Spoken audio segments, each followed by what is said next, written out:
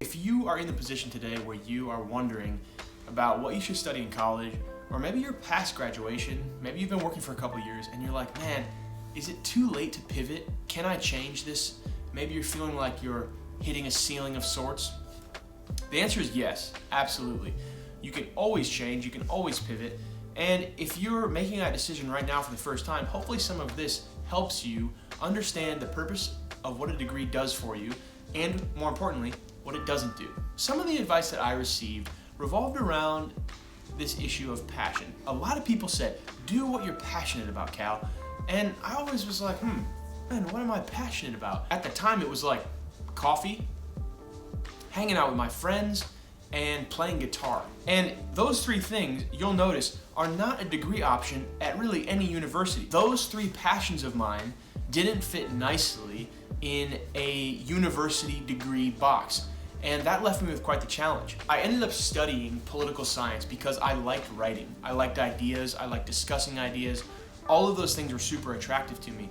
But then once I got on the other side of studying that degree and finally graduating, I realized getting a job in poli-sci is very challenging. It's also, how would you say this? It's kind of not a linear path. Being a political scientist is not an entirely common position that people are trying to fill. And so it took me a couple years to kind of change my perspective on this. I kept thinking, oh, what am I passionate about? And well, I actually was passionate about coffee, and so I ended up going to work for a coffee company. I was a barista for a while, and then I worked in their marketing department. And while that was great, I really started to feel like there was a serious ceiling on the level of growth that I could achieve working in the coffee industry. And so that kind of left me without options, and I was feeling sort of like long-term this wasn't going to be the best fit for me. So I started to think about college again. I started to think about degrees again. And randomly enough, I kind of came across accounting. And there's this whole journey for me of understanding that like college degrees, in my opinion, are an opportunity to gain either a new perspective on the world, so they make you think. As you're sitting in classrooms, you're having discussions, you're learning how other people see the world. And then in addition to that, it's an opportunity for you to gain a specific skill. The more specific the skill, typically, the more likely that it's going to be parlayed into a specific job. So in my case, if you're an accountant, people need to hire accountants. That is a literal job. If you study nursing, people need to hire nurses. That is also another literal job. What else? If you study coding, okay, you can go work for Facebook. You can go work for Google as a software engineer. These are things that transfer perfectly to the job market. Looking through that lens really helped me clarify what a degree was all about. Instead of getting hung up on what I was passionate about, like Brazilian Jiu-Jitsu. But it's like, I'm not gonna go get a degree in Brazilian Jiu-Jitsu. That's just silly. But I can still be passionate about that. I can still pursue that.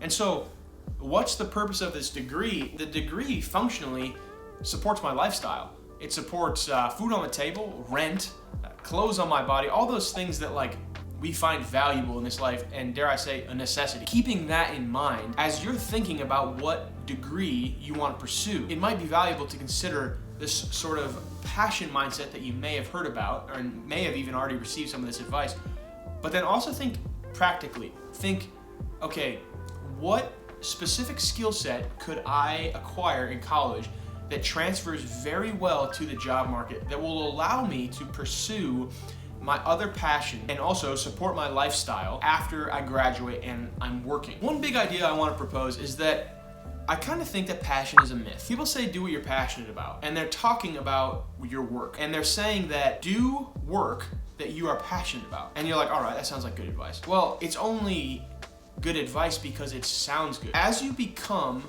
better at a specific task, or your knowledge base increases on a specific topic, your passion increases as your skill increases. And so starting out at 18, your ability to be passionate about something is so small.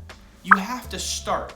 You have to begin something to even have any sort of idea of if I'm passionate about it. I think that you really need to expose yourself to a wide range of different ideas, different opportunities for work, and when you identify some things that you might find sort of interesting, you then can actually dig a little bit deeper on that and kick to the curb the things that you don't like, the things that you find boring, the things that you find overly frustrating or anything like that, but really lean into the things that you find somewhat fascinating, because I think that's the sort of path that's going to take you to a place where you are actually fulfilled. That has definitely been the case for me. Like, I got into accounting, and I actually, at first, I had taken some business courses in my first degree, and I kind of thought like, this is a bit dull, a bit boring, a bit frustrating. But then a couple years later, I came back to it after working in marketing for a while. And I actually found that accounting often is about problem solving. Accounting is about providing solutions for clients, and I found that super invigorating. And so I was able to kind of shift the whole paradigm on its head, and it's actually a topic that I'm quite interested in.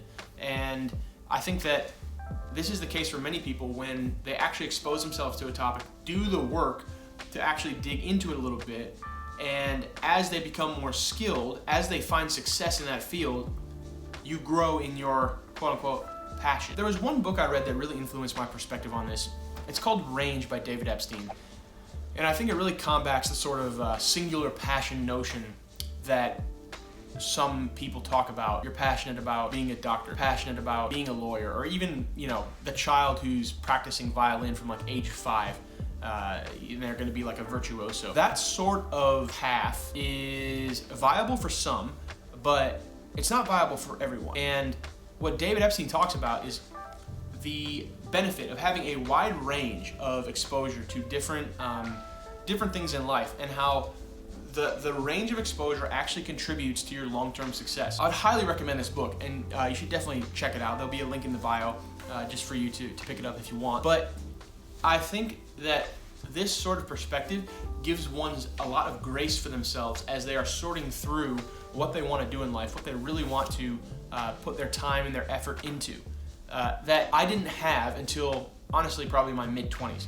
And even now, I'm still kind of onboarding this perspective on how to see life. So if you're watching this video and you are crushed by the existential angst of your life and wondering if you have purpose and meaning, and you're frustrated because you're not doing something that you're passionate about, I really recommend that you read this book, Range, because I think it's going to help you out. I think it's going to really open up your perspective to the little bits and pieces that you've picked up along the way, how those contribute to you as a person, how you see the world, but also think that you should be courageous in the way that you choose a new path if that's something that you want. You have to start, you have to begin, and at a certain point, just thinking about the opportunities, thinking about what else you could do is really not going to get you anywhere. So you have to put your foot out the door, and you need to get to it. And that is very challenging. That's scary, but in the long term, that is really going to benefit you, because you're going to acquire